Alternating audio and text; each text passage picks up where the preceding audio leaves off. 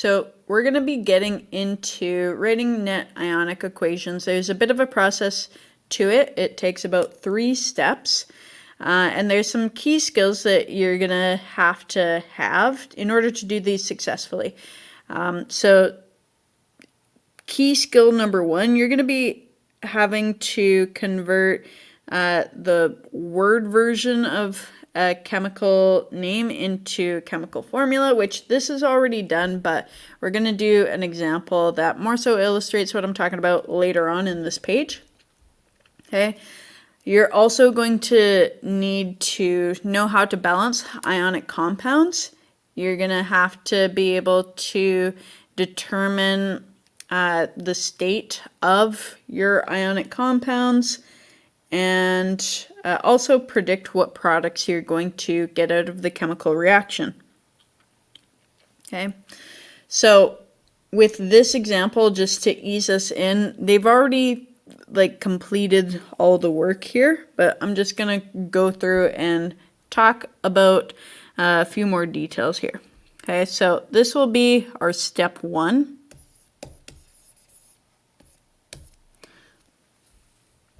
Okay, so most often times in questions like this, you're going to get what your reactants are, but you're going to have to predict your products.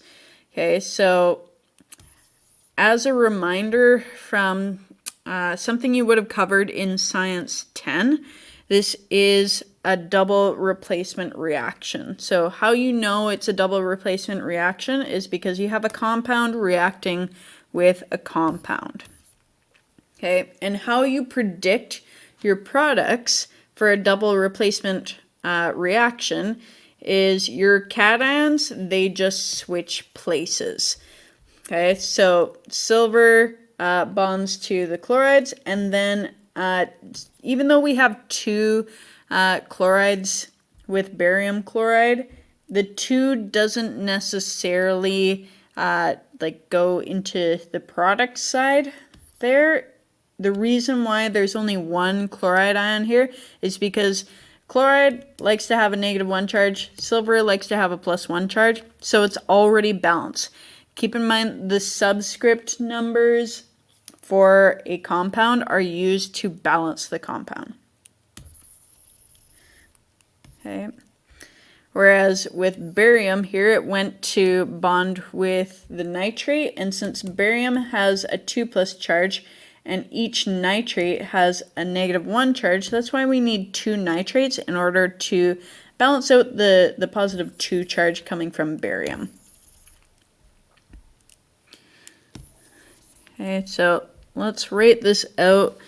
This is a balanced double replacement reaction.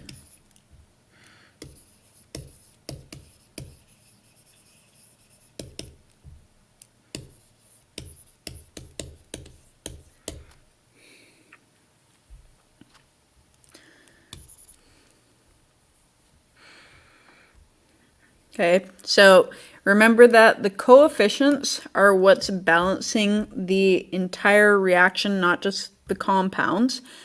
Okay, the subscripts are what balance the compounds.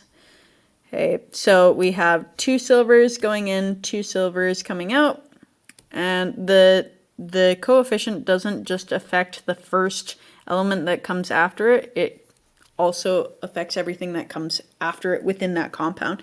So we also have 2 nitrates going in, and then 2 nitrates coming out. So that's balanced. Okay, 1 barium going in, 1 barium coming out, 2 chlorides going in, and 2 chlorides coming out. Now with predicting states, oftentimes for these types of questions, you'll have 2 solutions being reacted together, which is why our reactants are in the aqueous state. But for predicting the states of your products, where you would go is to your Chem 30 data booklet and go to page 6 with your solubility table for ionic compounds. So with silver chloride, how we would find that one is we'd find our anion first, so the chloride ion.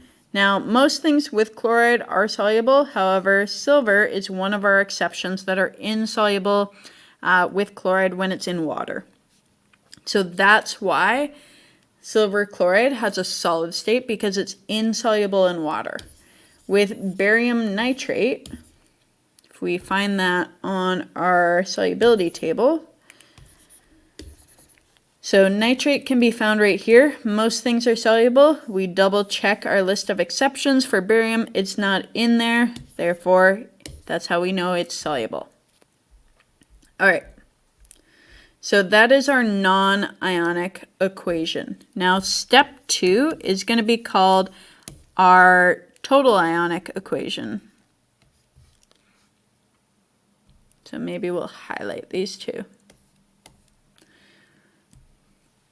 Okay, so a total ionic equation is just when all of your electrolytes, so since we're talking about ionic compounds here, all of your ionic compounds that are soluble in water, so anything with the aqueous state, they're going to be able to dissociate. And you're going to want to break up any ionic compound that can dissociate. Okay, so what's happening here is I'm going to work on it like by each compound here. So since silver nitrate is soluble in water because it's aqueous, what's happening to get from this step to this step is essentially it's just breaking apart into 2 silver ions, aqueous, and 2 nitrate ions. Okay, the reason why we put a 2 in front of both of these is because of the coefficient. Okay, same thing with barium chloride. Since it's aqueous, it can dissociate. And also can dissociate because it's an ionic compound. So then it would be barium 2+ aqueous plus our chloride ion. Now, because there's 2 of them, we're going to write the 2 here. Okay? And the reason being is because chloride ions by themselves are not diatomic. So that's why we need to write this 2 as a coefficient. With our silver chloride, it's insoluble in water, so it's not going to dissociate. But barium nitrate is soluble in water, and it's an ionic compound, so it will dissociate. So barium 2+ aqueous plus 2 nitrates. So this is how we're getting all of these ions, with the exception of silver chloride, in the next step. Okay, so silver chloride is what we would call a precipitate because it's insoluble in water, but the rest of these are ions. Now, going from step 2 to step 3, step 3 is our net ionic equation. So we only want to write out the ions that are, the ions are the substances that are actually doing something. Okay, so how you determine what ions you're going to get rid of is if you can find them in your net ionic equation. If you can find the exact same thing on the left-hand side as well as the right-hand side, you get rid of it. Okay, so for example, I'm actually going to rewrite this nitrate ion over here because it is a product. Notice how we have 2 nitrates on our reactant side and then 2 nitrates on our product side. So you see the exact same thing, so these cancel out. Same with our barium 2+ ion. We see the exact same thing on our reactants and product side, so we're going to get rid of them. Okay, but with the silver and chloride ions, we don't see the exact same thing on the product side because they combine together in an insoluble compound. Therefore, we can't cancel out the silver or the chloride or the silver chloride compound. Okay? So that's why when we write the net ionic equation, we get this. Okay? Which in the next step, since all of them have the same coefficient in front of them, we always want to report our chemical equation with the lowest ratio of coefficients. So that's why, since we could divide all of the coefficients by the same number, being 2, that's why the coefficients got reduced, and this is actually our final answer.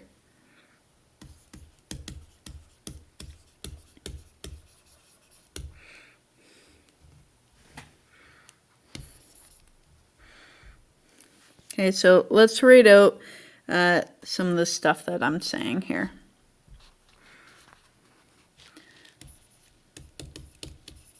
So if you can divide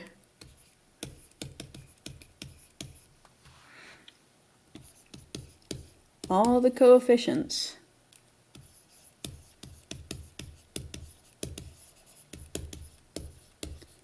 by the same number,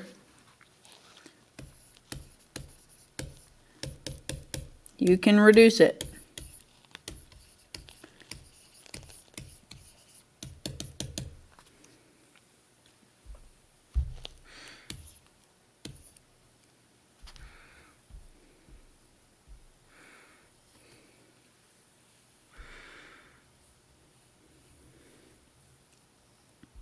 Okay.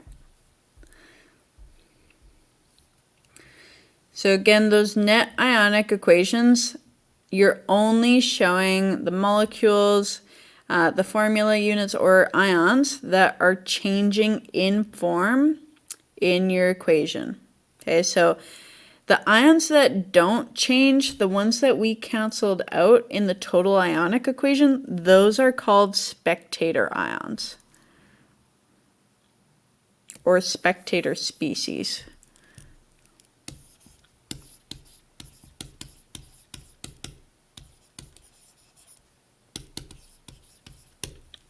So in this case, our spectator ions, the ones that we cancel out, were nitrate and barium. Okay.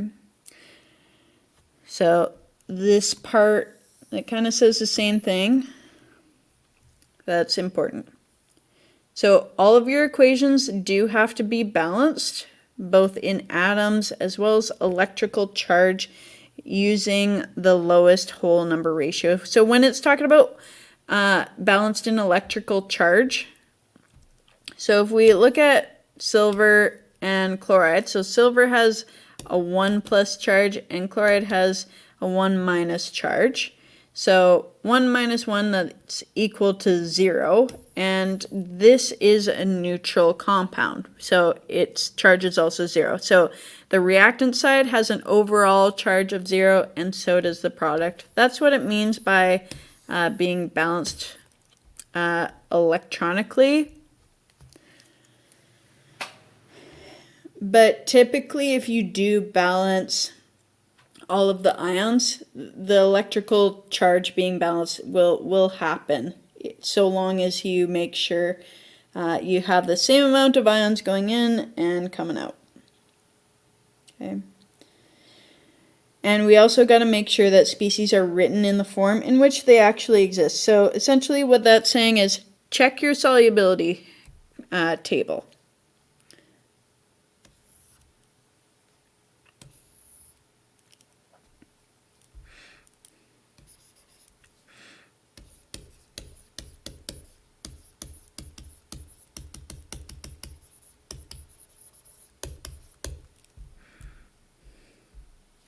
Okay, so that's the one on page 6 in the Chemistry 30 data booklet there.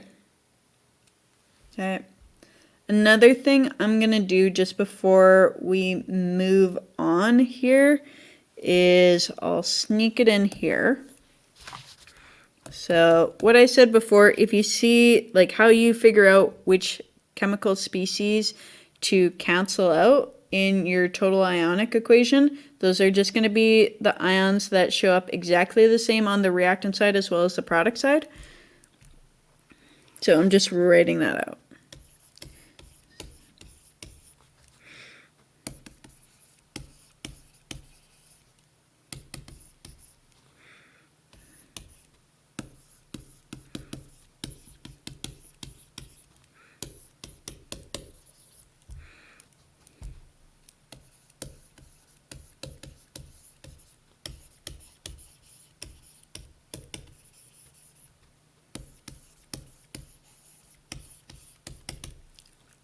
So if you see the same ion on both sides of the reaction arrow, they cancel out. Those are going to be your spectator ions.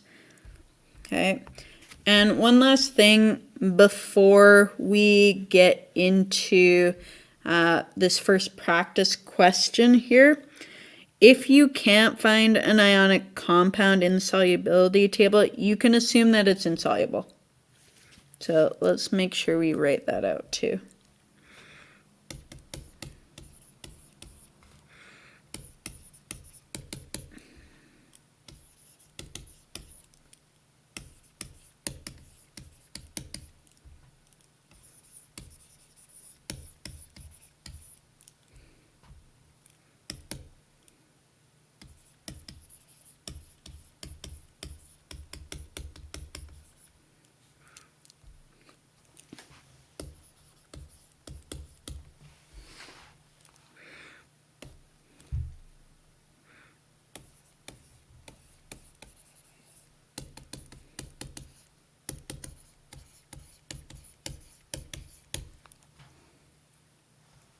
So insoluble would just mean that it's going to be a solid state when placed in water.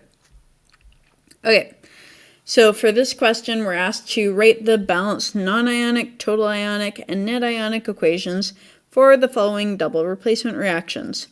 So the first one is we have lithium sulfide reacts with lead 2 nitrate. Okay, so lithium, it's Li. Sulfide, so if it ends with IDE, that's going to just be the ion form of sulfur. So I'll make it a little bit more clear that that's a capital letter. And with these types of questions, you are going to be reacting solutions. This should say lithium sulfide solution reacts with a lead 2 nitrate solution.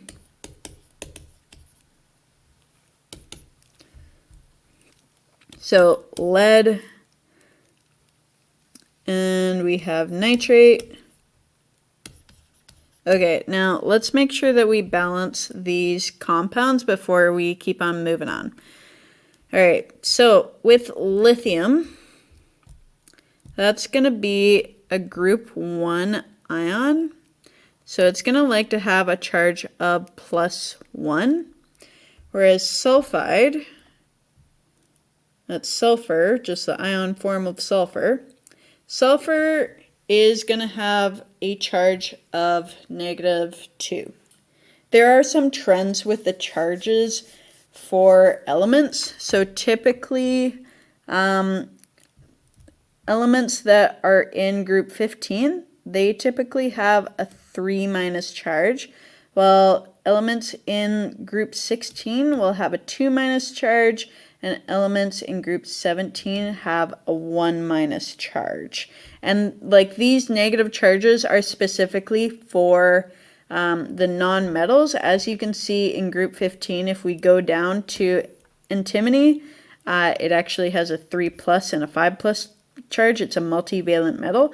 So keep in mind these negative charges are specifically for the non-metals, not the metals. Okay. So just keep in mind that is a trend on the periodic table that's not explicitly written there. So if we're figuring this out, lithium likes to have a +1 charge, sulfide 2-. Obviously that isn't equal to 0, so we do crisscross applesauce, and we got to write the 2 there. with lead 2 nitrate. So the Roman numerals indicate the charge, not how many atoms of lead we have. And nitrate, if you want to look that up, that is nitrate right here. So it's a -1 charge. So 2 minus 1, that's not equal to 0, so we got to do crisscross applesauce. And because nitrate is a polyatomic ion, we got to put brackets around it when there's more than one of it. Okay. So we got our reactants figured out, and we really don't need to write these charges on. I just wrote them just to show you how I'm balancing the compounds. Okay. But eventually I won't be writing that once we get further into the course. Okay. So this is more so what I would expect to see for an answer. Okay. All right, so we're doing a double replacement reaction. So I'm going to switch my cations. Okay, so I'm going to switch lithium and put it in with nitrate. So I'm going to go lithium, nitrate. I'll balance this in a second, or balance these compounds in a second. And then lead is going to go over with sulfide.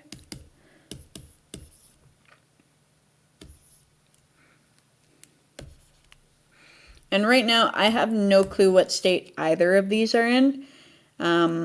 Most of the time, you can't just look and know. You just have to look it up in your solubility table. Okay, so with lithium, we know that likes to have a +1 charge. Nitrate likes to have a 1- charge. So that balances out. That's fine. Now, with lead here, let's take a look at it, because I think that's a multivalent metal. Okay, so as we can see, lead, it's a multivalent metal. It has more than one possible charge. However, in chemistry 20, we can assume that the charge of the metal is not going to change. Okay, so lead still has a 2+ charge, and then sulfide has 2- charge. This is already balanced, so we're good on that front. All right, let's figure out the solubility of these products. Okay, so nitrate, lithium nitrate, most things are soluble. I'm just going to double check. Lithium nitrate is not there, so I can write that state as aqueous.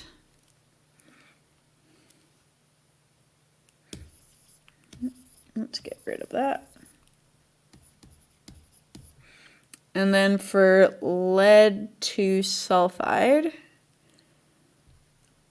Okay, so as we can see, the sulfide cation, or the sulfide anion is not present in this top row here.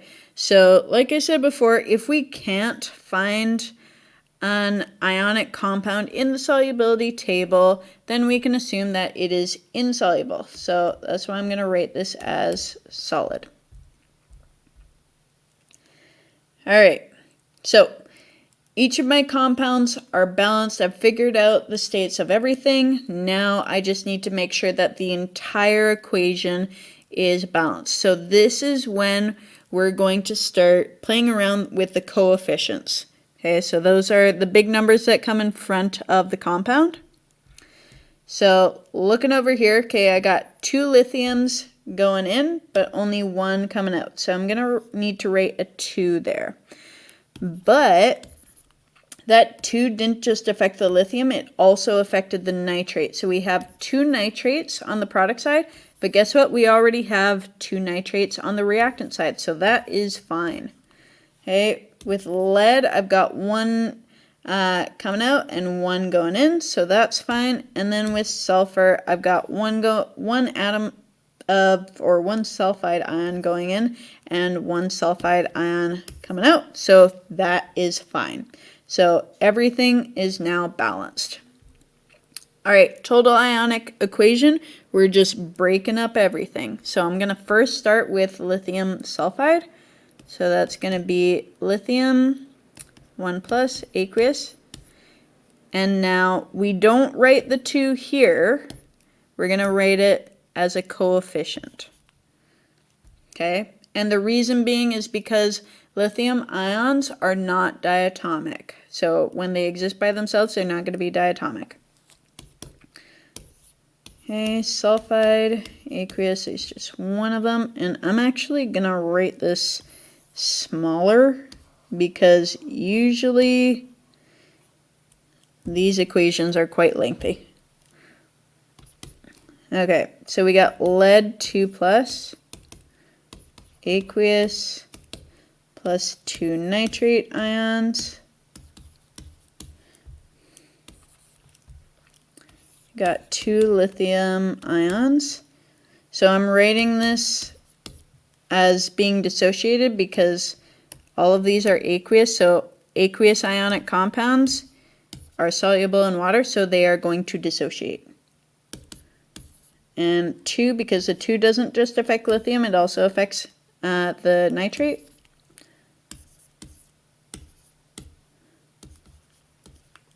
But since our last chemical compound is insoluble in water, I need to keep it together. So if it has a solid state, do not break it up in your total ionic compound or total ionic equation. Okay, so now what we're going to do with the total ionic equation, we're just going to see what ions we can find that are exactly the same on the reactant side as well as the product side. So we got 2 lithium ions here and there. We've got 2 nitrates here and there. So now all we need to do is just write out our net ionic equation, all nice, neat, and pretty. Okay, so we have sulfide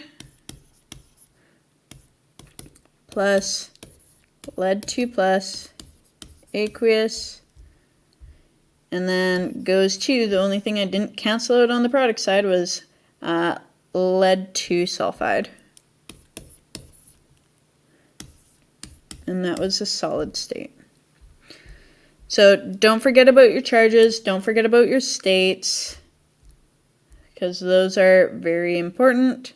And make sure that all of your equations are balanced. Okay, so for this one we have 1 sulfide coming in, 1 going out, 1 lead coming in, 1 lead ion, coming in, and 1 lead ion coming out. So we are good. And that's it.